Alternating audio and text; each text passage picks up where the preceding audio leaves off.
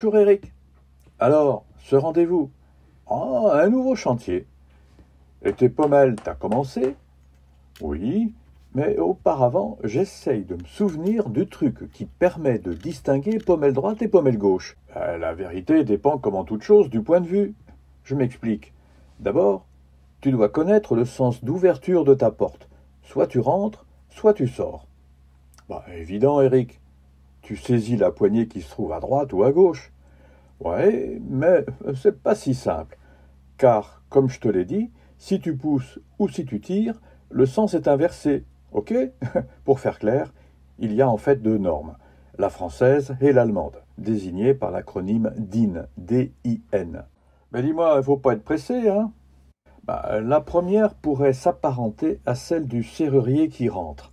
Si la poignée est à droite, tu pousses la porte. Et donc, main droite, pommelle gauche, main gauche, pommelle à droite. Désolé Eric, t'es pas clair. C'est pas mieux de dire poignée plutôt que main? Bah t'as raison. Mais qu'est-ce que tu veux, ce sont les conventions du métier. Et la norme DIN alors? Bah cette fois, on se place du point de vue de celui qui sort de la pièce en tirant la porte. C'est le point de vue du menuisier. J'ai compris. Tirant droite, pommelle à droite. Tirant gauche, pommelle à gauche. Tout juste. Et tes pommelles? Au magasin, j'en ai commandé 31, 7 pour porte tirant gauche et 5 pour porte tirant droit. Ils m'ont tout donné en vrac. Comment je vais faire pour les reconnaître sans me prendre la tête? C'est simple là encore.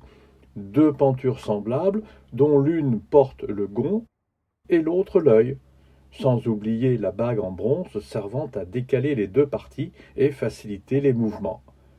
Tu places la partie munie du gond de telle sorte qu'il s'accorde avec ton pouce, main droite, pommelle droite, main gauche, pommelle gauche. Et là, t'es sûr de ne pas te tromper. Ah, je comprends maintenant pourquoi on appelle ça une pommelle. C'est pas bête. Derrière les mots se cache toujours une vérité. Et quelle est la différence entre charnières, comme celle que j'ai placée sur les portes du vitrail, et les pommelles de mes portes à persiennes? C'est simple. Les unes sont solidaires du cadre, alors que les autres se démontent. Et pour info, on nomme également charnière celle qu'on utilise en ameublement. Oui, mais là, elle se démonte. Et dans le genre démontable, tu fais pas plus simple avec les pivots des anciens meubles. Regarde. Merci Eric. Tirant droite, pommelle droite. Tirant gauche, pommelle gauche. Comme les pros. Et ton fraisage pour les pommelles, t'as commencé? Oui, mais j'ai voulu la jouer classique.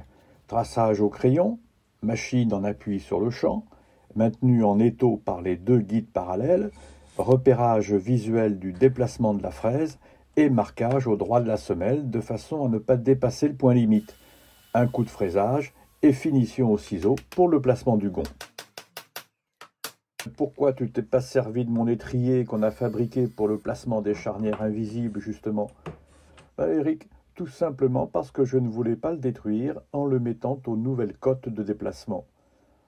Franchement, t'es devenu paresseux maintenant? T'as bien un bout de planche qui traîne dans toutes tes broles? Je vais t'en fabriquer un en 2 temps 3 mouvements. Regarde.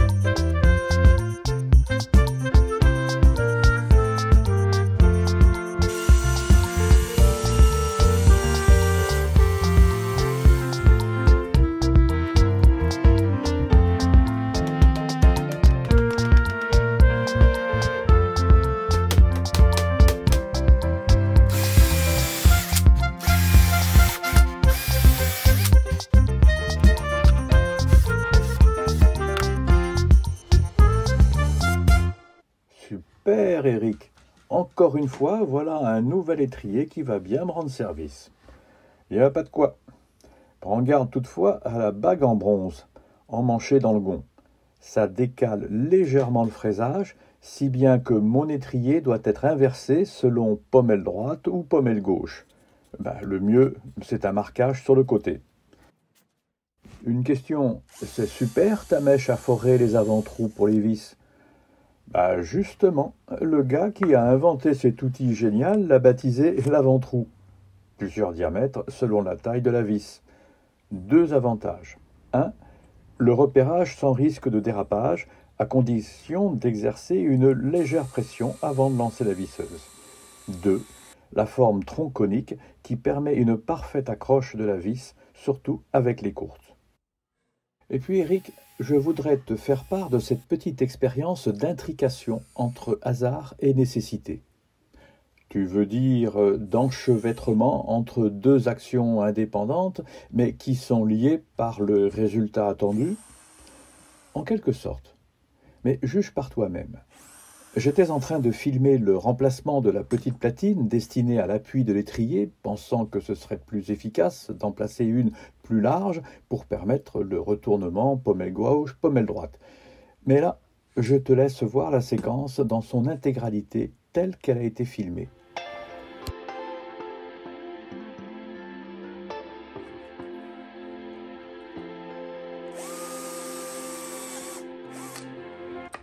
Oh! Le hasard fait bien les choses quand même. Hein. Si j'avais voulu le faire exprès, j'y serais pas arrivé. Incroyable. Bon, maintenant, le problème c'est l'autre. Est-ce que je vais tomber dessus ou pas?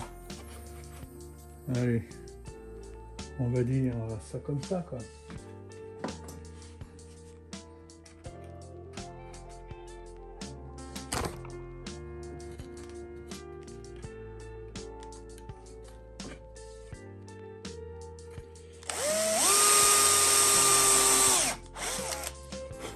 On regarde.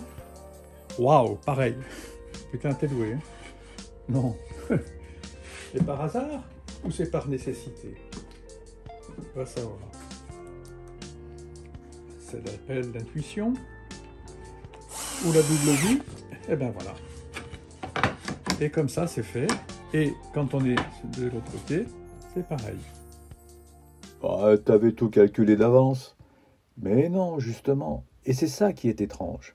Et ce genre de phénomène m'arrive souvent, comme si l'esprit se projetait dans l'avenir afin d'influencer mon présent. Mais c'est pas ça qu'on appelle l'intrication quantique? Bon, oui, je sais pas. Mais ça ne m'empêche pas de faire des conneries comme tout le monde. Allez, merci Eric, à bientôt.